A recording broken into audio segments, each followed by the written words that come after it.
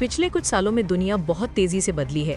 America जो कभी अकेला सबसे ताकतवर देश माना जाता था, आज अपनी पकड़ को बचाने की कोशिश कर रहा है। करीब 20-25 साल पहले जब अमेरिकी कंपनियां आगे बढ़ना चाहती थीं, तो उन्हें एक ऐसी जगह चाहिए थी जहां आबादी बहुत ज्यादा हो, मजदूरी सस्ती हो, लोगों को काम पर रखना आसान हो और बड़े पैमाने पर फैक्ट्री लगाई जा सके। चीन इन सब शर्तों पर खरा उतरता था।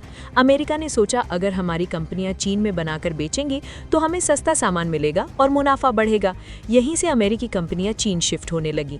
चीन के पास करोड़ों लोग थे जो काम करने को तैयार थे, कम पैसे में ज्यादा काम और सरकार की तरफ से पूरी मदद। इससे चीन में बड़ी बड़ी फैक्ट्रियां लगी, पूरी सप्लाई चेन बन गई और पूरी दुनिया का सामान वहीं बनने लगा। अमेरिका के लिए फायदे का सौदा था, कम खर्च ज्यादा मुनाफा।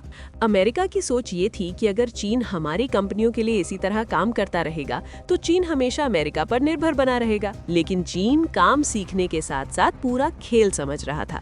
उसने अमेरिका के मॉडल को समझकर अपना अलग रास्ता बना लिया। चीन ने कंपनियों को अंदर आने दिया, लेकिन अमेरिका की सरकार को बाहर ही रखा। चीन ने कहा, काम करो, पैसा कमाओ, लेकिन देश कैसे चलेगा ये हम तय करेंगे। यहीं से अमेरिका की पकड़ ढीली पड़ने लगी। अमेरिका ने चीन के लिए दरवाजा खोला था, पर चीन ने पूरा घर ही अपने नाम कर लिया। अमेरिका वही गलती दोबारा नहीं करना चाहता।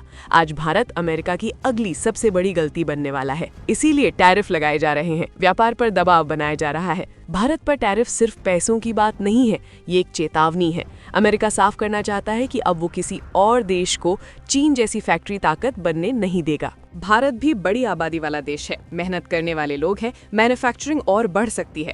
एप्पल जैसी कंपनियां अब चीन छोड़ भारत आ रही हैं। मोदी जी का बार बार आत्मनिर्भर भारत बोलना हमें समझ आना चाहिए कि ये अमेरिका को कहां तक दर्द देता है।